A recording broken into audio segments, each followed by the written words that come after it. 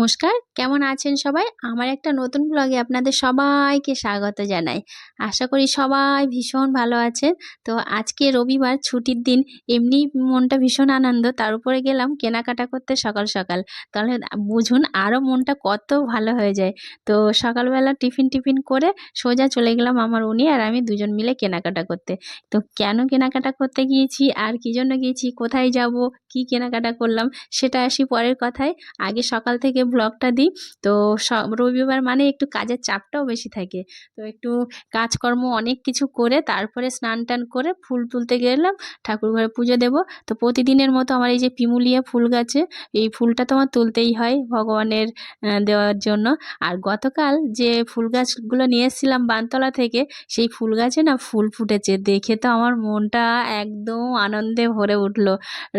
হলুদ রঙ্গনা গাছে ফুল ফুটেছে, আর আমি লক্ষ্মী জবা গাছ নিয়ে এসেছিলাম। লক্ষ্মী জবা গাছটাতেও কি সুন্দর একটা ফুল ফুটেছে। আর অ্যালমন্ডা গাছটা নিতে গিয়েছিলাম হলুদ রঙের যেটা, সেটা তো হলুদ রঙের পাইনি। তো ওই যে ভায়োলেট কালারটা পেয়েছিলাম সেটাই নিয়ে এসেছি, সেটাও একটা ফুল ফুটেছে। যেহেতু সব কুঁড়িই ছিল, তো লক্ষ্মী জবা ফুল ফুটেছে আর মা লক্ষ্মীকে না দিলে হয়, তো মা লক্ষ্মীর মাথায় ফুলটা দিয়ে দিলাম। দিয়ে পুজো পাঠ সেরে তারপরে একটু প্রতিদিনের মতো গীতা পড়ে নিলাম। গীতা টিতা পড়ে তারপর প্রসাদটা তুলে নিলাম। বাসন কোসন ধুয়ে টুয়ে রেখে তারপরে আবার সংসারের কাজকর্ম তো করতেই হবে। তো আজকে ভোগ নিবেদন করেছিলাম আনারস আর একটু মিষ্টি দিয়ে। একটু আনারস নিয়ে এসেছিলাম যখন আমি ট্রেনিং করছিলাম। পরশুদিন ট্রেনিং যেদিন শেষ হয়েছিল সেদিনে একটু ফল-টল আর একটু আনারস নিয়ে এসেছিলাম। সে আনারসটা দিয়ে ভোগ নিবেদন করেছি। আর তারপরে একটু প্রতিদিনের মতো জপের মালা জপ করে নিয়েছি ৫ মালা। তারপর রান্নাঘরে চলে আসলাম। প্রতিদিনের মেয়েদের যেটা কাজ। তো একটা পাস্তার প্যাকেট দিল আমার উনি, যে আজকে পাস্তা করো। ১ কেজি একটা পাস্তার প্যাকেট দিয়েছে। তো গতকাল বানতলায় গিয়ে সে একটু গাজর, বরবটি এগুলো কিনে নিয়ে এসেছিল। আর আজকে নিরামিষ করব। রবিবার কিন্তু নিরামিষ। কেন বলুন তো? আগামীকাল সোমবার আছে, যে শ্রাবণ মাসের শেষ সোমবার। আমি ছোলা ভিজিয়ে রেখেছিলাম অন্য একটা কিছু করব বলে। তো এই যে গাজর আর বরবটি আর আলু দিয়ে একটু ভাজছিলাম, ওতেও ১ মুঠো ছোলাও দিয়ে দিয়েছি। আর পাস্তাগুলো সিদ্ধ করে রেখেছিলাম সেটা দিয়ে দিলাম। দিয়ে আর একটা পাস্তা মশলাও দিয়ে দিলাম। অন্য কিছু যেহেতু দেব না, সস-ফস আজকে নিরামিষ খাবো বলে, তো সেসব কিছু দিলাম না।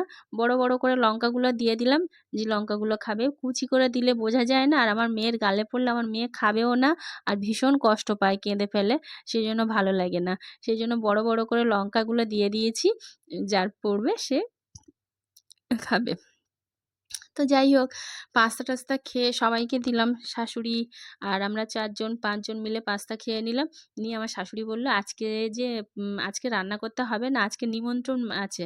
তো আমার যে ভাসুরটা মারা গিয়েছিল কদিন আগে, আমাদের পাড়ায় দীপের বাবা।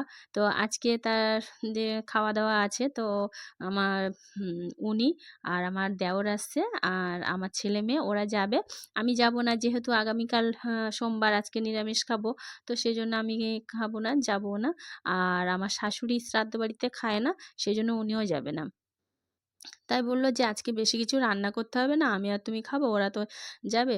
তো ওদেরকে কি দেবে সেটা মানে কিনে নিয়ে আসতে হবে।"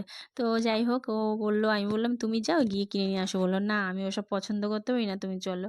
তো দুজন চলে গেলাম বামুনঘাটায়। বামুনঘাটায় গিয়ে আগে একটা শাড়ি চুজ করছিলাম। তো অনেকক্ষণ দেখার পর একটা শাড়ি ভীষণ পছন্দ হয়েছে। আর বামুনঘাটায় কেনাকাটা করলে এই দোকানটাতেই কেনাকাটা করি। কারণ এই দোকানের মালটা কোয়ালিটি এত ভালো, একটু দাম বেশি নেয়। কিন্তু দাম বেশি হলে কি হবে, কোয়ালিটিটা এত ভালো, এত ভালো, ভীষণ ভালো লাগে কোয়ালিটি। তো দোকানটা বেশ ভালো। আর প্রচুর মাল স্টকে আছে। তো যাই হোক, এখনও আমি জিজ্ঞাসা করছিলাম যে পুজোর আ মাল এসছে? বলছে, "না, পুজোর মাল কিছুই তুলিনি এখনও, সব পুরানো মাল। তো নতুন মাল কিছু এখন তোলা হয়নি।" তো অনেক দেখে এই শাড়িটা আমার পছন্দ হলো, নিলাম। তারপরে আবার ভাবছিলাম, ও বলছিল যে এই রানী কালারটা বেশি ভাল লাগছে। তো ওটা বাদ দিয়ে আবার রানী কালারটা নিলাম, আর একটা দীপের জন্য গেঞ্জি নিলাম।